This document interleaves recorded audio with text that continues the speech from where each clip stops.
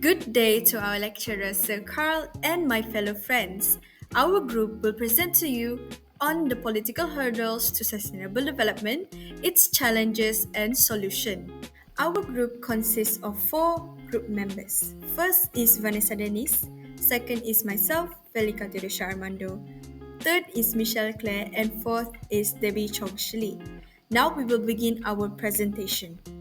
Before we look into the challenges occur in political aspect in sustainable development and its solution, let's understand the definition of political hurdles itself. The question is, what are political hurdles to sustainable development? Political hurdles refers to blocks that arise due to political factors that affect the implementation progress to achieve favorable outcomes. These political blocks will then lead to corruption, weak governance structures, and security threats. The next presenter will explain the challenges occur in depth. In this part, we will address the political hurdles, or in other words, the challenges to sustainable development. Now, we will address 5 challenges in total, which is first in terms of policy, inconsistency, and reliability. Second is lack of political will. Third, political and governmental corruption. Fourth, geopolitical conflicts. And lastly, the fifth is international cooperation. The first challenge that I will be addressing is policy inconsistency and reliability. Now, this happens when there are frequent changes in leadership, which in turn leads to policy reversals, or in other words, policy inconsistency. Now, this is in contrary to the need for long-term planning and consistent policies, which are required for sustainable development. Policy reversals also creates uncertainty and instability, which makes it difficult for businesses and organizations to plan or invest in sustainable initiatives. Not to mention, frequency in policy changes may cause erosion of trust as it undermines trust among stakeholders as policies are often abandoned or reversed. This issue can be further exemplified from the case study of United States withdrawal from the Paris Climate Agreement. When the president at the time, President Donald Trump of the United States of America, announced the United States withdrawal on June 1st, 2017, and when the country formally withdrew 3 years later, this causes disruptions both domestic and international efforts to combat climate change.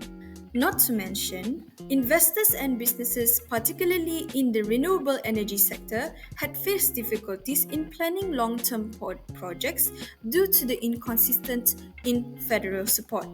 And lastly, the withdrawal that was announced undermined the global confidence in collective climate commitments, and the withdrawal from United States forced other nations to recalibrate strategies to compensate for the country's financial and policy contribution. And lastly, it eroded trust in the United States as a reliable global partner, which complicates their future international agreements. Then, in 2021, President Joe Biden, under his administration, rejoined the United States towards Paris Climate Agreement and setting ambitious goals like achieving net zero carbon emission by 2050. However, the challenges that United States of America faced at the time is the challenge to rebuild trust as the international community at the time remained cautious about the country and emphasizes the need for consistency in leadership to address climate issue.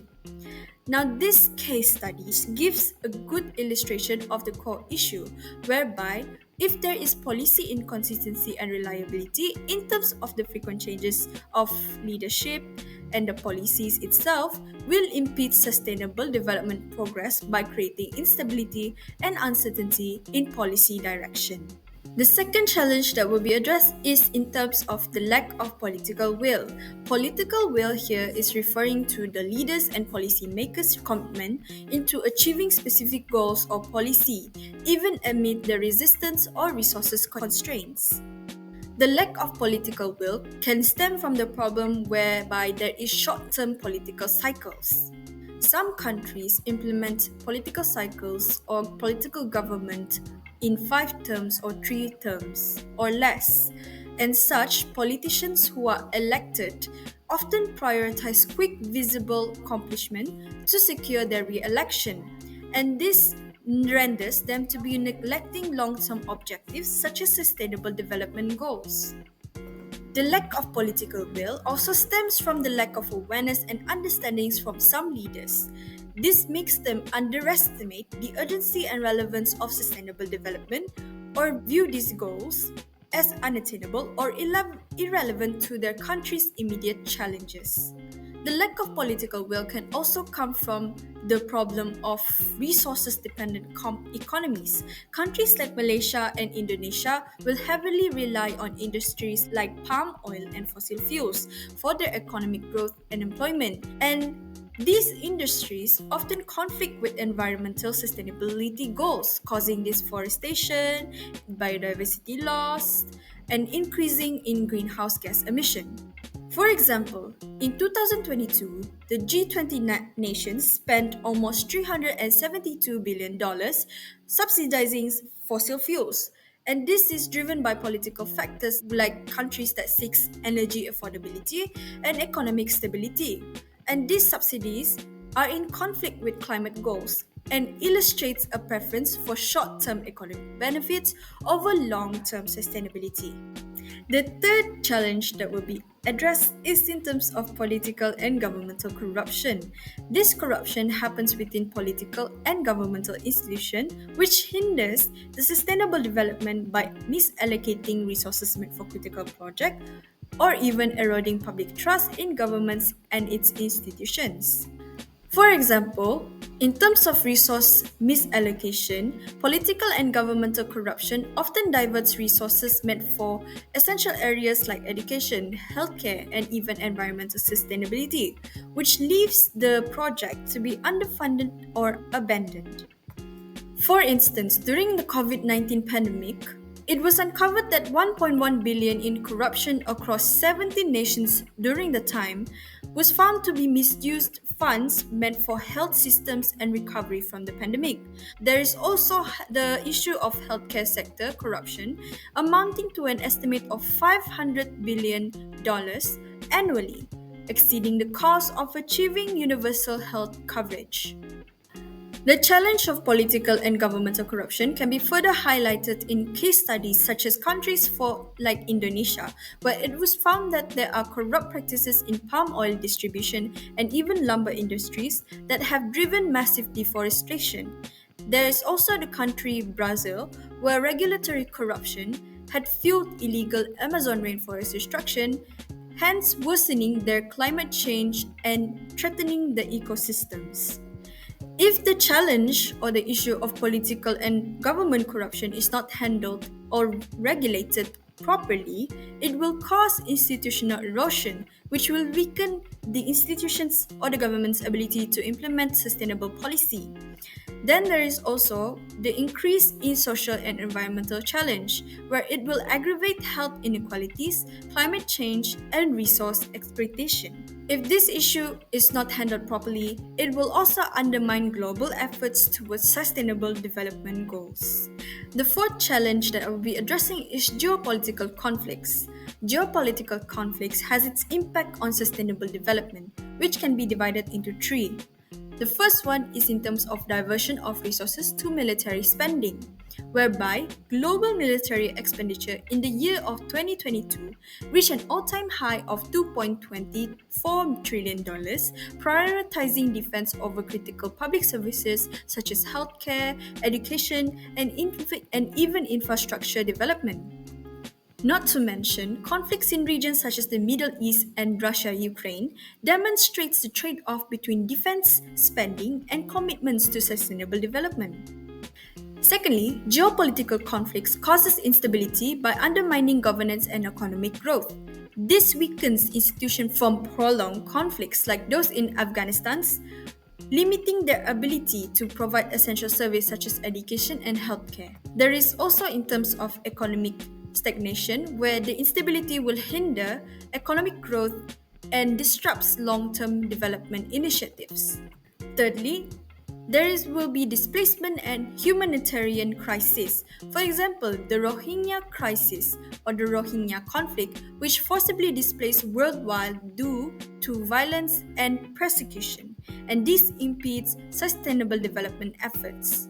As consequences of geopolitical conflicts, resources will have to be misallocated, such as funds will be directed or redirected from development sectors to defense sectors, jeopardizing the investments in healthcare, education, and environmental sustainability. There will also be government or governance challenges where there will be conflicts into destabilizing governance, making it difficult to implement or to sustain development projects.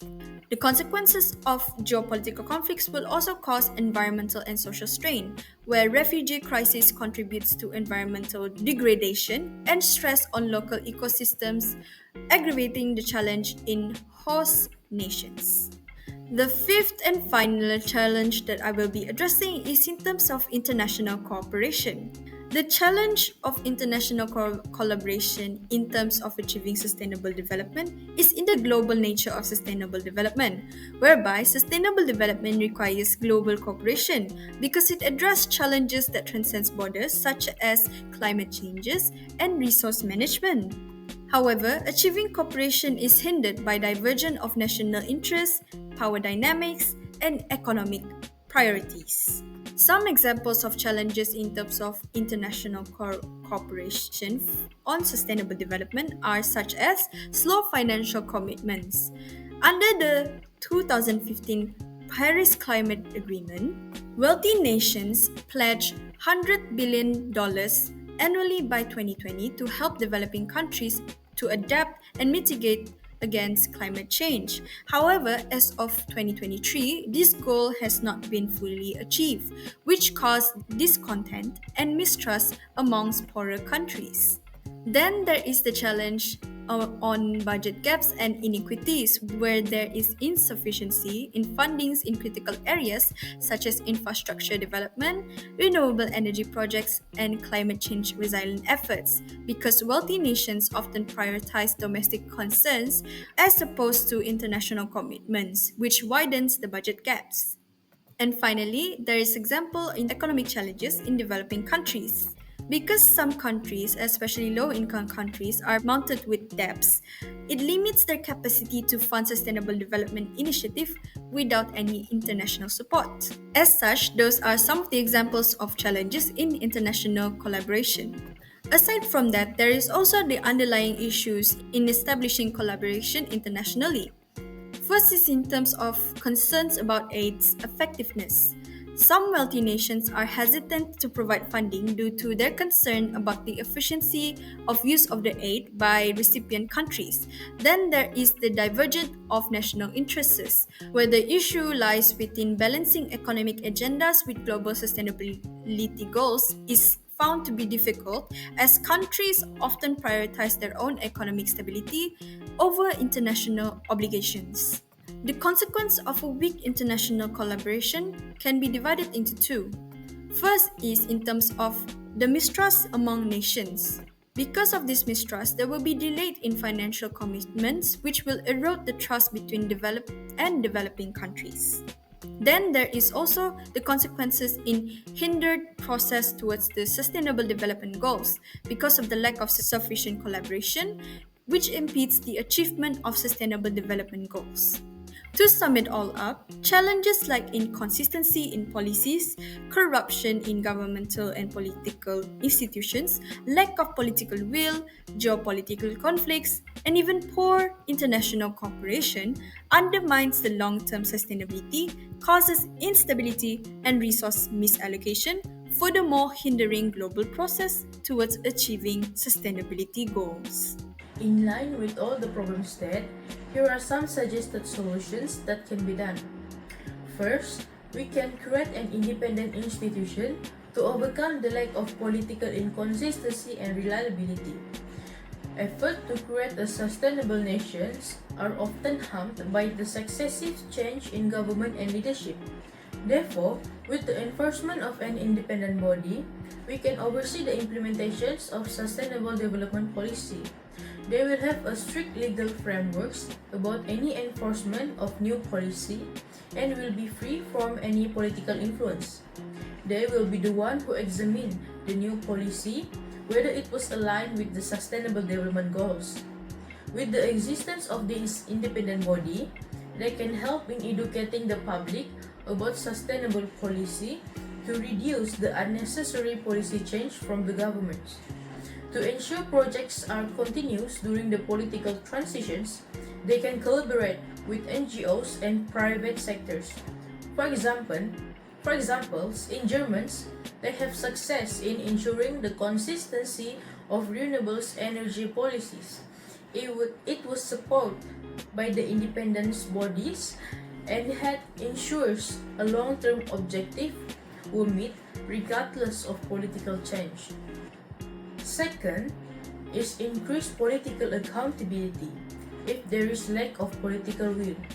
Political cycles often prioritize short-term gains over long-term sustainable objective, which is conflicts with the nation's growth aspirations. To foster accountability and long-term commitment, they will be required to send annual progress reports and audit by the independent bodies.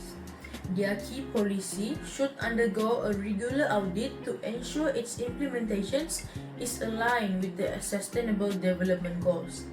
We should also give political educations to the peoples. For example, we can educate the voters about sustainability and encourage them to evaluate the candidates based on their track records and dedications on sustainable development policies. With that, the upcoming politicians can highlight the importance of sustainability in political manifestos and make it prioritized. Third is by strong law enforcement. Politicals and government corruptions is not a new problem and often happen in the governments today. By that, we can establish an anti-corruption agency with more authority and autonomy where they will impose more strict penalties, include high fines and prisons. They will also be using digital tools like blockchains for transparent public procurements and satellite monitorings to detect resource exploitations. Other than that, there will be anonymous reporting platforms where the whistleblowers are protected. By using the technology and having a strict law on corruptions, countries like Rwanda and Estonia success in combating the issue of corruptions. Fourth is by diplomacy and peaceful conflict resolutions to solve the geopolitical conflicts. They can leverage international organizations like the United Nations to facilitate communications and mediations between conflict parties. They can also involve the natural third party as mediators to guide peace negotiations such as Norway. They should be addressing the root cause of conflicts such as inequalities by ensure inclusive development and community participations. With that, we can support regional organizations like African Union, Asians, or the European Union in conflict resolutions initiative. We can also integrate peace and tolerance educations into school and universities, especially in conflict-prone areas. This will encourage exchange of cultures and improve understandings between the countries. For example, there is an exchange students programs before the COVID-19 eras, and these programs have positive effect where it helps in increase the country reliability and tolerance. And last but not least is by strengthening regional and global partnership.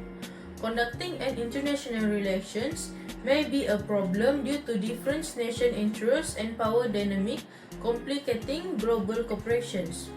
With this, we can promote diplomacy and peaceful negotiations through international forums where they will be addressing the global challenges. By knowing each other's goals and challenges, they will be more understand and make an effective solutions. They can build trust through economic partnerships and regulation stabilities by ensuring equal economic opportunities to mitigate tensions and foster inclusive in development efforts. They can also use technology and data sharing platforms to showcase successful sustainable projects worldwide. For example, they can promote collaborations on green innovations and technology to tackle and share challenges like climate change. In summary, sustainable development is about meeting the needs of the present without jeopardizing the ability of future generations to meet their own needs, as defined by Brundtland reported in 1987.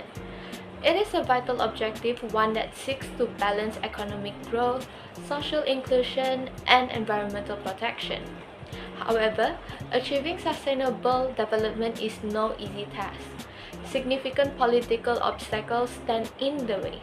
Challenges such as political inconsistency, lack of political will, corruption, geopolitical conflicts, and inadequate international cooperation. These hurdles are deeply interconnected, forming a complex web that limits progress towards a sustainable future. To overcome these barriers, we must adopt practical and sustainable solutions that prioritize responsibility, stability, and global unity.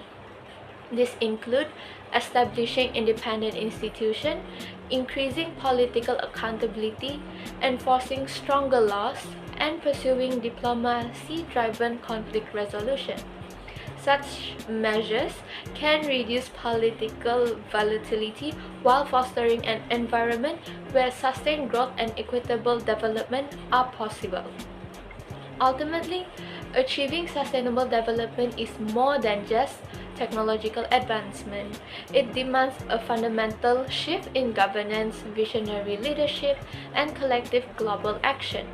With stronger political commitment and robust institutional framework, we can rise above these challenges and create a future that is sustainable, just, and equitable for all. Now that concludes for our presentation. Thank you for your attention. If you have any questions that you would like to discuss, feel free to ask away.